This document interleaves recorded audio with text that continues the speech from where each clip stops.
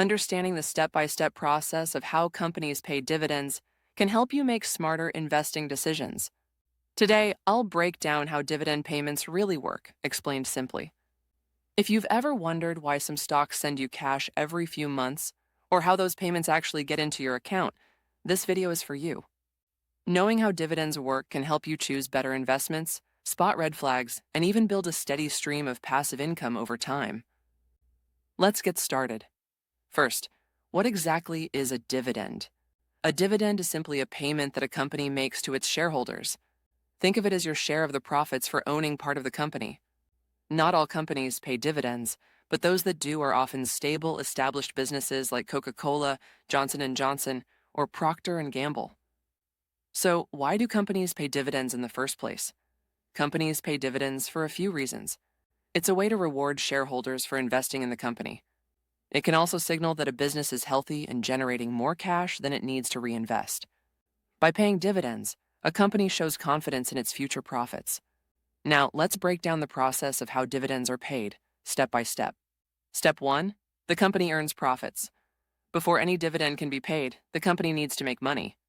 After covering all expenses, wages, and reinvesting in the business, the company's board of directors decides if there's enough cash left over to pay a dividend. Let's use an example. Imagine Company A earns $10 million in profit this year. After reviewing its finances, the board decides it can safely pay out $2 million as dividends and still keep enough cash for growth. Step 2, the dividend is declared. The next step is the official declaration. The board announces the dividend amount per share. For example, Company A might declare a dividend of $1 per share. If you own 50 shares, you'd get $50. They also set a few important dates. The declaration date, when the company announces the dividend. The ex-dividend date, the cutoff. You must own the stock before this date to receive the payment. The record date. The company checks its records to see who owns shares. The payment date, when the money actually lands in your account. For example, if the ex-dividend date is June 10th and you buy the stock on June 11th, you won't get the dividend. If you buy before June 10th, you will. Step 3. The dividend is paid. On the payment date, the company sends the dividend to everyone who owns shares as of the record date. If you hold your stocks through a broker, you'll usually see the cash show up in your brokerage account automatically. Some companies offer a dividend reinvestment plan, or DRIP. Instead of getting cash, your dividend is used to buy more shares of the company, often with no fees. This can help your investment compound over time. Step 4. Share price adjustment. Here's something a lot of new investors are surprised by. On the ex-dividend date, the share price typically drops by about the amount of the dividend. This is because the value of the company's assets has decreased. They just paid out cash to shareholders. So if Company A's stock was $50 and they pay a $1 dividend, the price might drop to $49 on the ex-dividend date. Receiving dividends is great, but it isn't a free lunch. The value of the dividend is reflected in the share price. Let's explain a few key terms that come up often in dividend investing. Dividend yield. This is a way to measure how much income you get for every dollar you invest in a stock. It's calculated as the annual dividend per share divided by the current share price. For example, if a stock pays $2 per year in dividends and the share price is $40, the dividend yield is 5%. Higher yield can mean more income, but it's important to check if it's sustainable. Payout ratio. This tells you how much of a company's profits are being paid out as dividends. A payout ratio of 50% means the company pays out half its profits to shareholders and keeps the rest. A very high payout ratio might be risky. The company could struggle to keep paying if profits drop. Diversification. This simply means not putting all your eggs in one basket. Even if you love a company's dividend, it's smart to own shares in different companies, industries, and even countries. That way, if one company cuts its dividend, your income doesn't take a huge hit. Let's run through a simple example. Imagine you own 100 shares of XYZ Corporation. The company announces a quarterly dividend of 50 cents per share. That means for every share you own, you get 50 cents every 3 months.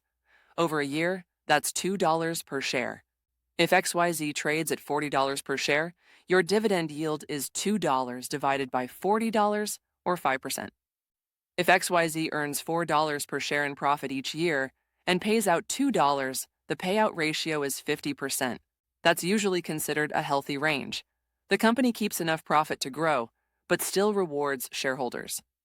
Now, let's say you also own shares of two other companies, one in utilities, one in technology. If the tech company cuts its dividend during a recession, you still receive payments from the other two. This is why diversification is so important for dividend investors. Many investors wonder, can you live off dividends? For some people, yes.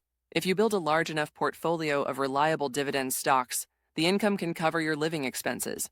But remember, dividends can be cut or suspended if a company faces trouble, so it's never 100% guaranteed.